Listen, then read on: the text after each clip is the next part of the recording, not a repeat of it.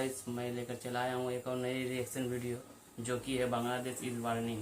तो चलिए video start करते हैं। स्टार्ट करने से पहले अगर आप लोग हमारे चैनल पर नए हैं तो हमारे चैनल को सब्सक्राइब कर दें और बेल आइकन को दबाना ना भूलें ताकि हमारी अगली वीडियो की नोटिफिकेशन सबसे पहले आप तक पहुँचे। तो चलिए वीडियो स्टार्ट करते हैं। देश भर के स्कूल्स और कॉलेजेस को शट डाउन कर दिया गया है और बांग्लादेश की सरकार ने मोबाइल इंटरनेट सर्विसेज को भी सस्पेंड कर दी। मुक्तियोद्धाদের নাতিপুতিরাও পাবে না, তাহলে কি রাজাকারের নাতিপুতিরা পাবে? इस तरीके का लो लेवल आर्ग्यूमेंट एक प्रधानमंत्री को सूट नहीं करता। बांग्लादेश की प्रधानमंत्री शेख हसीना को अब प्रोटेस्टर्स डिक्टेटर करके भी पुकार रहे हैं। नमस्कार दोस्तों, पिछले महीने बांग्लादेश में भारी संख्या में स्टूडेंट सड़कों पर उतरे प्रोटेस्ट करने के लिए। शुरुआत में तो ये प्रोटेस्ट पीसफुल ही थे, लेकिन अब हालातों ने बड़ा खौफनाक और हिंसक मोड़ ले लिया है। बांग्लादेश में अब एक मिलिट्री कर्फ्यू डिक्लेयर कर दिया गया है। Troops on the streets, a strict curfew, a near blackout of communication. देश भर के स्कूल्स और कॉलेजेस को शट डाउन कर दिया गया है और बांग्लादेश की सरकार ने मोबाइल इंटरनेट सर्विसेज को भी सस्पेंड कर दिया। इन वायलेंट क्लैशेस में अब कम से कम 150 लोग मारे जा चुके हैं और हजारों जख्मी हैं। बांग्लादेश की प्रधानमंत्री शेख हसीना को अब प्रोटेस्टर्स डिक्टेटर करके भी पुकार रहे हैं। आखिर क्या कारण है इस सब के पीछे? आइए समझते हैं इस पूरी सिचुएशन को विस्तार से आज के इस वीडियो में।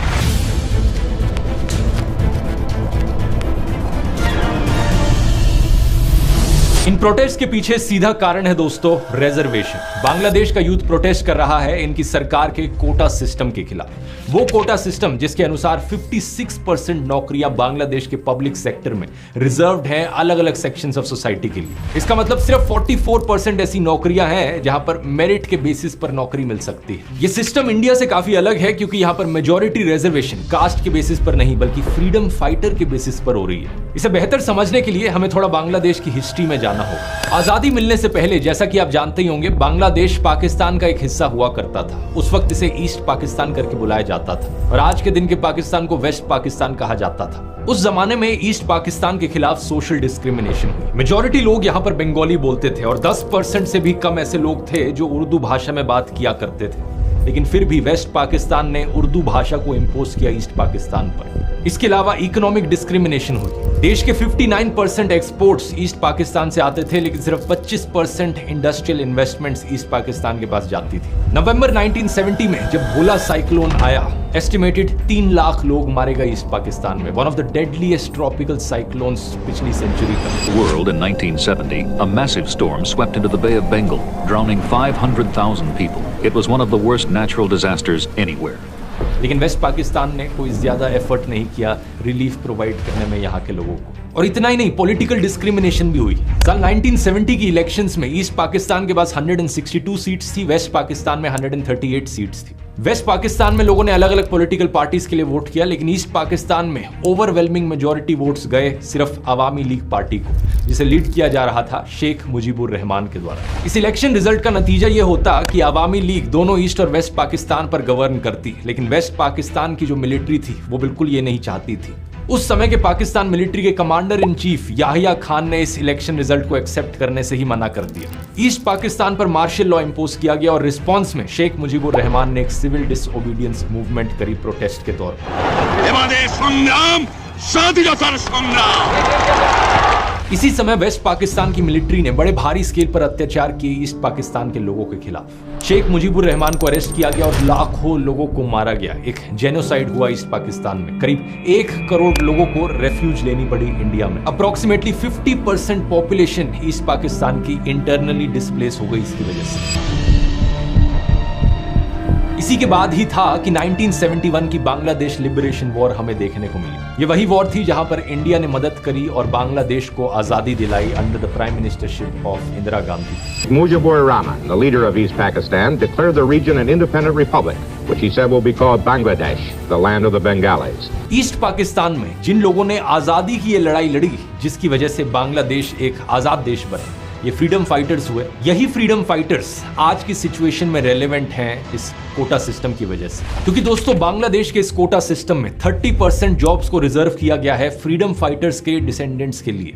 इसके अलावा कुछ और रिजर्वेशंस हैं, जैसे कि 10% औरतों के लिए, 10% जिला कोटा है बैकवर्ड डिस्ट्रिक्ट्स के लिए, 5% रिजर्वेशन है एथनिक माइनॉरिटीज के लिए और 1% रिजर्वेशन है उन लोगों के लिए जिन्हें फिजिकल डिसेबिलिटीज हो। इन सभी नंबर्स को एडअप करोगे तो टोटल 56% रिजर्वेशन बनती है, लेकिन मेजॉरिटी शेयर 56% में से है ये 30% फ्रीडम फाइटर्स का कोटा। इस आर्टिकल को देखिए, ढाका यूनिवर्सिटी में पढ़ने वाले 3rd ईयर इंटरनेशनल रिलेशंस के एक स्टूडेंट फहीम फारूकी, जो कि एक प्रोटेस्टर भी हैं, इनका कहना है कि ये प्रोटेस्ट बेसिकली कोटा सिस्टम की रिफॉर्मेशन के लिए है। प्रोटेस्टर्स चाहते हैं कि एथनिक माइनॉरिटीज वाली रिजर्वेशन और फिजिकल डिसेबिलिटीज वाली रिजर्वेशन को छोड़कर बाकी सारी रिजर्वेशंस हटा दी जाए सरकार के द्वारा। यहां पर ये फ्रीडम फाइटर्स वाली रिजर्वेशन सबसे इंटरेस्टिंग है, क्योंकि इसकी शुरुआत साल 1972 में ही हो गई थी, आजादी मिलने के सिर्फ 1 साल बाद। इनकी मिनिस्ट्री ऑफ कैबिनेट सर्विसेज ने उस साल एक ऑर्डर इशू किया था कि फ्रीडम फाइटर्स के लिए एक कोटा होना चाहिए। जिन लोगों ने अपनी लाइफ को रिस्क पर डाला, जिन लोगों ने संघर्ष किया अपने देश को आजादी दिलाने के लिए, उन लोगों के लिए 30% नौकरियां रिजर्व की जाए। नोट करने वाली बात यह है कि यह चीज सिर्फ फ्रीडम फाइटर्स के लिए एप्लीकेबल थी।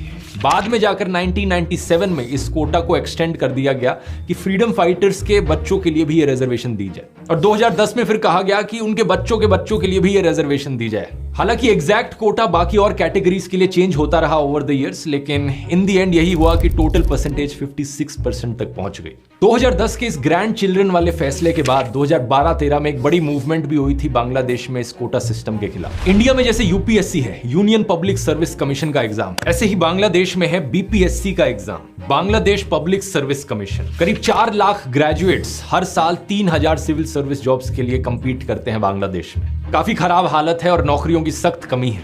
फरवरी 2018 में बांग्लादेश साधारण छात्र अधिकार संरक्षण परिषद ने रिफॉर्म्स की डिमांड करी बांग्लादेश गवर्नमेंट सर्विसेज में। उस समय भी क्लैशेस देखने को मिले उन स्टूडेंट्स के बीच में जो इसके खिलाफ थे और वो स्टूडेंट्स जो प्रो कोटा थे। लेकिन प्रेशर में आकर अक्टूबर 2018 में बांग्लादेश की सरकार ने सर्कुलर इशू किया कि 1st क्लास और 2nd क्लास जॉब्स के लिए ये कोटा सिस्टम हटा दिया जाएगा। बात यहीं पर खत्म हो गई होती, लेकिन 2021 में कुछ फ्रीडम फाइटर्स के 7 बच्चों ने हाई कोर्ट में पिटीशन डाली इस कोटा सिस्टम को हटाने के खिलाफ, और 5 जून 2024 यानी कि पिछले महीने हाई कोर्ट का फैसला आता है कि जो पिटिशनर्स कह रहे हैं वो सही है।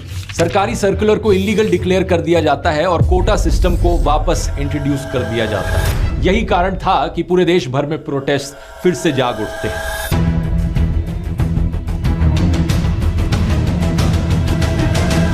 प्रोटेस्ट करने वाले स्टूडेंट्स कहते हैं कि ये कोटा अनकॉन्स्टिट्यूशनल है। ओरिजिनल कॉन्स्टिट्यूशन में कहीं नहीं लिखा गया था कि फ्रीडम फाइटर्स की अगली जनरेशंस को भी जॉब्स में रिजर्वेशन दे। और वैसे भी इसका क्या तुक बना? फ्रीडम फाइटर्स को रिजर्वेशन देना समझ में आता है क्योंकि उन्होंने संघर्ष किया था देश को आजादी दिलाने के लिए, लेकिन उनके पोते पोतियों तक को रिजर्वेशन दी जा रही है सिर्फ इसलिए क्योंकि उनके ग्रैंड पेरेंट्स फ्रीडम फाइटर्स थे।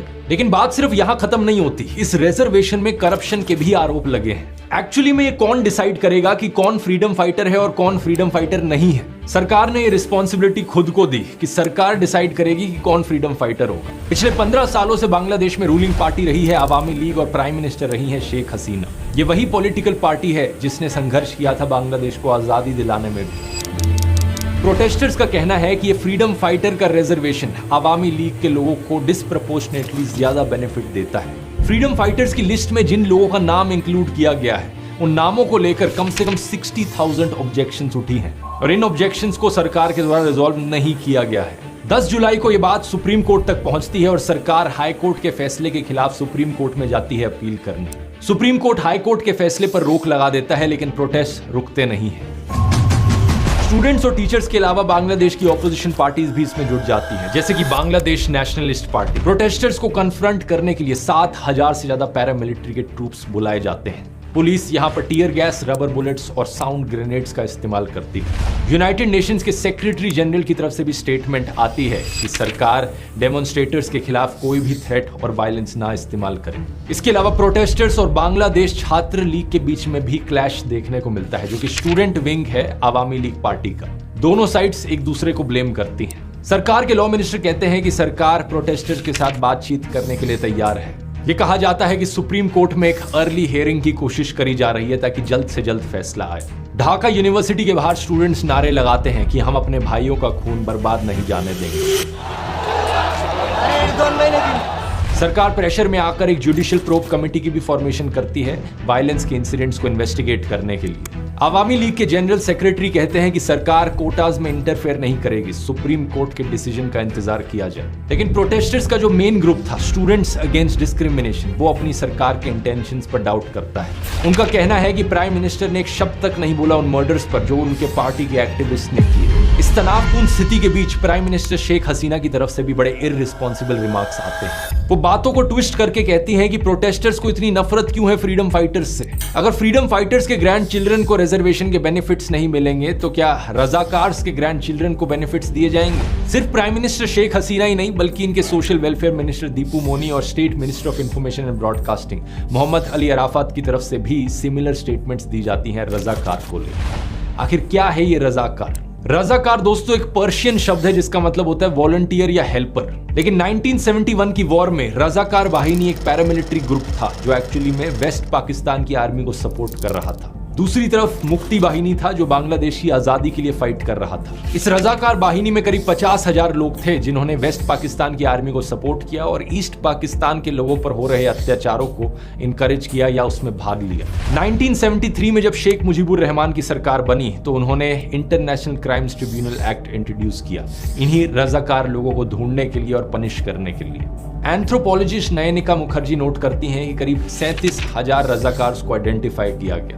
इनमें से करीब 26,000 को माफ कर दिया गया सरकार के द्वारा और बाकियों को पनिश किया गया या तो जेल में डालकर या उनका ट्रायल अभी भी चलता रहा। कुछ ट्रायल्स तो इतने लंबे चले कि 2022 में भी रजाकार वाहिनी के 6 मेंबर्स को फांसी की सजा सुनाई गई फॉर क्राइम्स अगेंस्ट ह्यूमैनिटी। तो पॉइंट आप यहां समझ सकते हैं क्या है दोस्तों। बांग्लादेश में रजाकार का मतलब है गद्दार, एंटी नेशनल, देशद्रोही। और अगर कोई सरकार के खिलाफ प्रोटेस्ट कर रहा है इस रिजर्वेशन को लेकर, क्या उन्हें देशद्रोही कहना सेंस बनाता है? कोई सेंस नहीं बनाता। ये वही पुरानी स्ट्रैटेजी है कि सरकार को पसंद नहीं आया कि लोग सरकार के खिलाफ बोल रहे हैं तो उन्हें देशद्रोही घोषित कर दो। लेकिन सच बात तो यह है, जैसा अमेरिकन ऑथर और एक्टिविस्ट एडवर्ड एबी ने लिखा था, A patriot must be ready to defend his country against his government. एक सच्चा देशभक्त अपनी सरकार से भी अपने देश को डिफेंड करता है। डेमोक्रेसी का मतलब सिर्फ ये नहीं होता कि 5 साल में एक बार वोट करने चले जाओ। डेमोक्रेसी एक डायनेमिक सिस्टम होता है जहां पर लोग पॉलिटिकली अवेयर होने चाहिए। जनता बार बार देश की सरकार को अकाउंटेबल ठहराते रहे, जांचते रहे कि सरकार सही काम कर रही है या नहीं कर रही, और जरूरत पड़ने पर सरकार के खिलाफ भी खड़ी हो।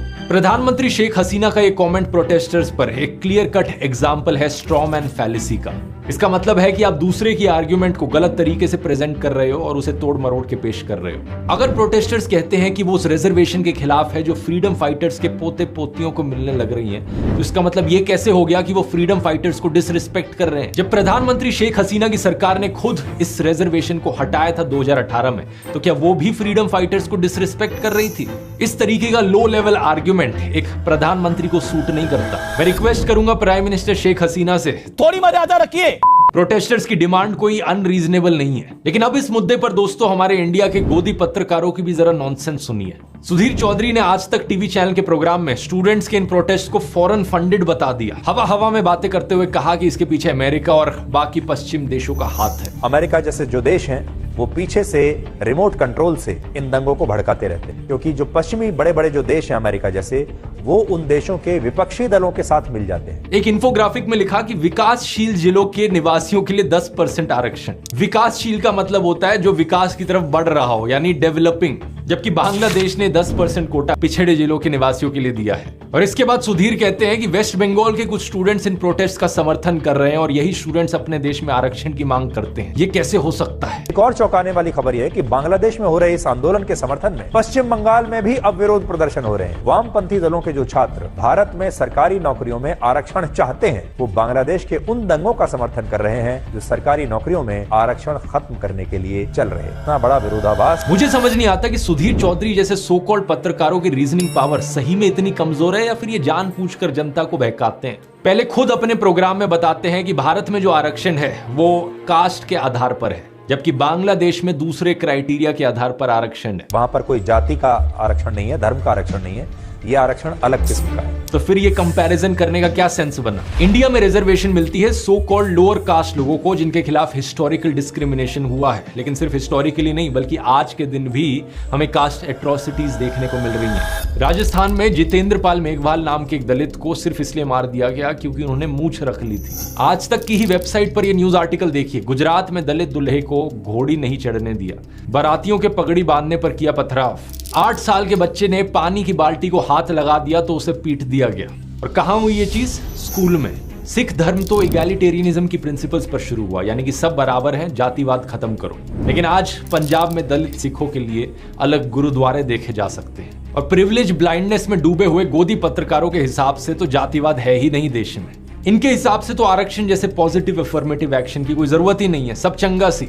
इनसे मैं एक ही बात कहूंगा, आखिर जातिवाद खत्म करने की बात क्यों नहीं कहते? कास्ट बेस्ड क्राइम खत्म करने की बात क्यों नहीं करते कभी? ये जो अखबारों में एड्स छपती हैं, ब्राह्मण लड़की चाहिए, राजपूत लड़की चाहिए, जाट चाहिए, बनिया चाहिए, इन कास्ट बेस्ड मैट्रिमोनियल एडवर्टाइजमेंट्स को क्यों नहीं बंद कर दिया जाता? इस मैट्रिमोनियल एड को देखिए, यहाँ तो ये तक लिखा है कि कास्ट की कोई रिस्ट्रिक्शन नहीं है, लेकिन SC ST OBC नहीं होना चाहिए। जिस दिन इस जातिवाद को खत्म कर दोगे उस दिन कास्ट रिजर्वेशन ऑटोमेटिकली खत्म हो जाएगी। लेकिन गोदी पत्रकारों से यही उम्मीद की जा सकती है कि ये इंडिया की कास्ट रिजर्वेशन को बांग्लादेश की फ्रीडम फाइटर्स रिजर्वेशन से कंपेयर करें। इंडिया में जो रिजर्वेशन है वो सोशली और इकोनॉमिकली डिप्राइव्ड क्लासेस को ऊपर सेम लेवल पर लाने के लिए है, लेकिन बांग्लादेश में जो फ्रीडम फाइटर्स के डिसेंडेंट्स को रिजर्वेशन दिया जा रहा है वो कोई सेपरेट एथनिक माइनॉरिटी नहीं है, उनके खिलाफ कोई हजारों सालों से अत्याचार नहीं हो रहा है। इनफैक्ट वो तो सोशली रिस्पेक्टेड सेक्शन है देश का। अगर उनमें से कोई इकोनॉमिकली वीक है तो उनके लिए 5 से 10% EWS कोटा दिया जा सकता है। 21 जुलाई को बांग्लादेश के सुप्रीम कोर्ट ने भी यही कहा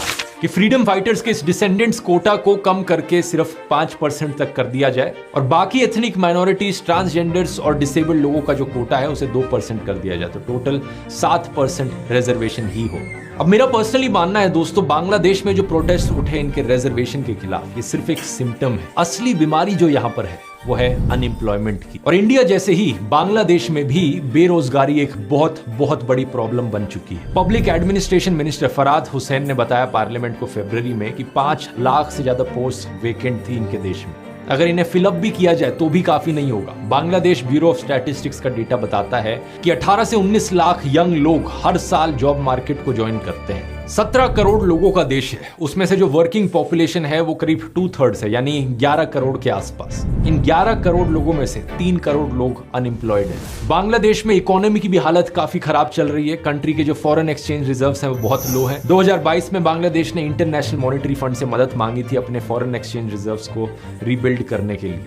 रिसेंटली एक प्लान भी जारी हुआ $5 बिलियन का लोन लेने के लिए चाइना से। अब वो अलग मुद्दा है अपने आप में कि जब भी कोई देश चाइना से लोन लेता है तो उससे प्रॉब्लम कभी सॉल्व नहीं होती, बल्कि एक और नई प्रॉब्लम क्रिएट हो जाती है, चाइना की डेट डिप्लोमेसी, जो श्रीलंका के साथ देखने को मिला। लेकिन इसके अलावा इन्फ्लेशन रेट भी बहुत हाई है, 9% पर। लोगों का खर्चा बढ़ रहा है और लोगों के पास नौकरियां नहीं है। तो रिजर्वेशन सिस्टम को इंप्रूव करना तो सिर्फ पहली स्टेप है। अगर लॉन्ग टर्म में यहाँ पर सोल्यूशन निकालना है तो सरकार को फोकस करना होगा जॉब्स क्रिएट करने पर। और इन इकोनॉमिक मुश्किलों के अलावा प्राइम मिनिस्टर शेख हसीना की पॉलिटिकल मूव्स पर भी सवाल उठाए गए। जनवरी में उन्होंने अपनी 4th कॉन्जिक्यूटिव टर्म जीती है, लेकिन इलेक्टोरल रिगिंग के बड़े बाहरी आरोप लगाए गए थे। इसी प्रोटेस्ट में पोस्टर्स और स्लोगन्स भी देखने को मिले जहां पर उन्हें डिक्टेटर बुलाया गया, जैसे कि ये स्लोगन, तुई के अमी के रजाकार रजाकार, के बोलचे साइरा चार। इसका मतलब है मैं और तू कौन, रजाकार रजाकार। ऐसा किसने कहा? डिक्टेटर। उम्मीद है प्राइम मिनिस्टर शेख हसीना अपने देश के लोगों की प्रॉब्लम्स को समझ पाएंगी और एक पॉजिटिव अप्रोच यहाँ पर ले पाएंगी। अगर आपको ये वीडियो पसंद आया तो बांग्लादेश की पूरी हिस्ट्री पर मैंने एक डिटेल्ड वीडियो बनाया है कि एग्जैक्टली 1971 की वॉर में क्या हुआ था। यहाँ क्लिक करके देख सकते हैं। बहुत